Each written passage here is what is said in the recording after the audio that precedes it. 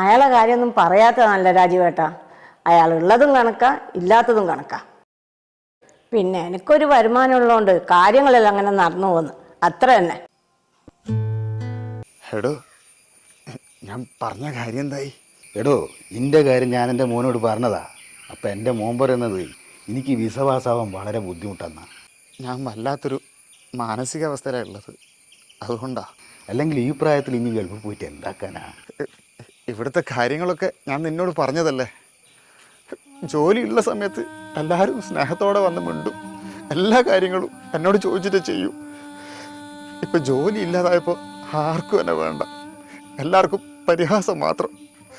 കെട്ടിയുള്ള torturing വേറെ. നീ എന്തെങ്കിലും മോനോട് പറഞ്ഞ് എനിക്കൊരു ജോലി ഗൾഫിൽ ശരിയായി തരണം.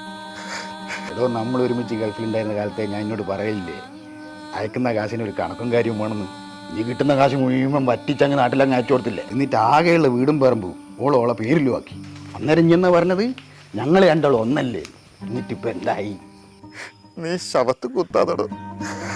എനിക്ക് ഇവിടുത്തെ തൽക്കാലം ഒന്ന് മാറി നിൽക്കണം. ശമ്പളമൊന്നും വേണമെന്നില്ല, തൽക്കാലം ഭക്ഷണം തന്നാലും മതിയാവും. എൻ്റെ ഒരവസ്ഥ നീ മനസ്സിലാക്കണം. രാമകൃഷ്ണനായിരിക്കും അല്ലേ? അവൻ്റെ കാര്യം കുറച്ച് കഷ്ടത്തിലാണ്. അവൻ്റെ ഭാര്യയുടെ പീഡനം അവന് സഹിക്കാൻ പറ്റുന്നില്ല. അവനും എനിക്കും ഗൾഫിൽ ഒരേ ശമ്പളം തന്നെയായിരുന്നു. കിട്ടുന്ന ശമ്പളം മുഴുവൻ ഞങ്ങൾ കുടുംബത്തിന് വേണ്ടി തന്നെ ചെലവഴിച്ചു. അവൻ കിട്ടിയ പൈസ മുഴുവൻ കുടുംബത്തിന് അയച്ചു കൊടുത്തപ്പോൾ ഞാൻ നിനക്ക് അത്യാവശ്യത്തിനുള്ളത് മാത്രം അയച്ചു തന്നു. ബാക്കി ഞാൻ നമ്മുടെ ഭാവി ജീവിതത്തിന് വേണ്ടി മാറ്റിവെച്ച്.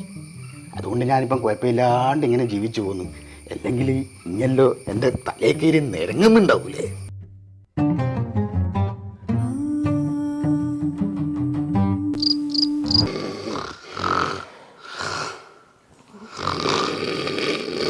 അല്ല മനുഷ്യ, നിങ്ങൾ എന്നെ ഒന്ന് മനസ്സമാധാനത്തോടെ ഉറങ്ങാനും സമ്മതിക്കൂലേ? ഒരു ഗുണമില്ലാത്ത മനുഷ്യൻ, ഇങ്ങനെ കൊണ്ട് ഞാൻ തോറ്റ്.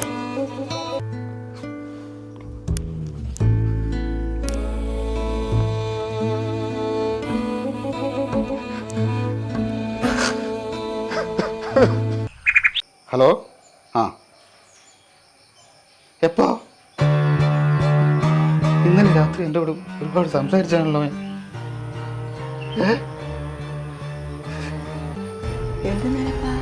നമ്മളെ രാമേഷ്ണല്ലേ, രാമേഷ്ണൻ ഇന്ന് പൊലിച്ചൊക്കെ തൂങ്ങി മരിച്ചു.